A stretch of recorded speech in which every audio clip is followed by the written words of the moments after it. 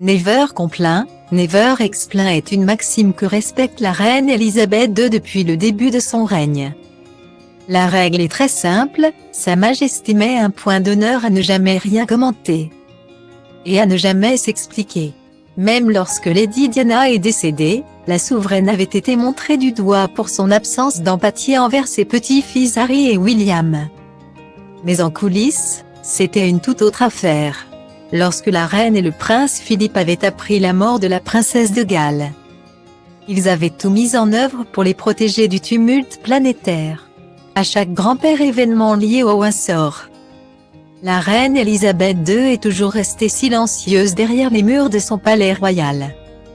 Que ce soit pour les scandales liés au prince Andrew, ou encore pour la mort du prince Philippe le 9 avril dernier. Alors que tous les membres de la famille royale britannique ont pris la parole pour honorer la mémoire du duc d'Édimbourg, Sa Majesté est restée murée dans son éternel silence. Un mois avant la mort du prince Philippe, le prince Harry et Meghan Markle étaient interviewés par Oprah Winfrey. Les Sussex ont réglé leur compte avec la monarchie. Ils ont expliqué les nombreuses raisons qui les ont poussés à couper les liens avec les Windsor en janvier 2020. La duchesse de Sussex a affirmé avoir eu des pensées suicidaires lorsqu'elle vivait à Frogmore Cottage, notamment à cause de la solitude qu'elle pouvait ressentir. L'ancienne actrice de la série Suits a expliqué ensuite que, lorsqu'elle était enceinte de son fils Archie, un membre de la famille royale avait eu des inquiétudes concernant la couleur de peau qu'aurait le bébé. Une révélation qui avait fait bondir Oprah Winfrey, tandis que Meghan Markle hochait la tête. L'air grave. Le prince Harry avait également pris la parole, affirmant que son père Charles et son frère William sont prisonniers de la monarchie.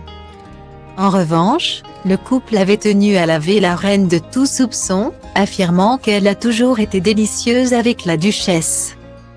Une interview qui avait fait bondir le prince William, tandis que la reine n'y a jamais réagi.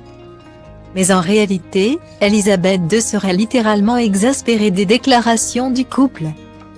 Alors que le prince Harry s'apprête à sortir son autobiographie, la veuve du prince Philippe aurait demandé aux responsables du palais de se rapprocher d'experts en diffamation.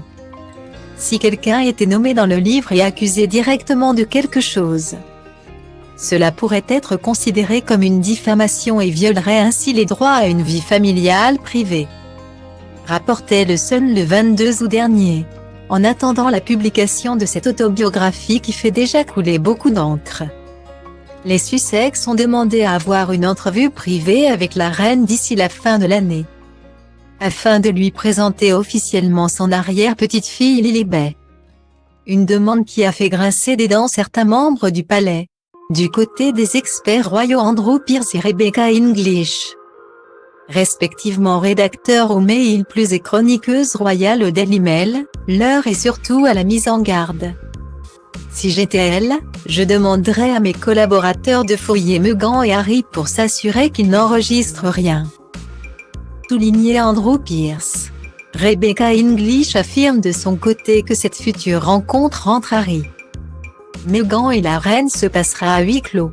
Ce sera une réunion privée et familiale sans aucun collaborateur de la reine.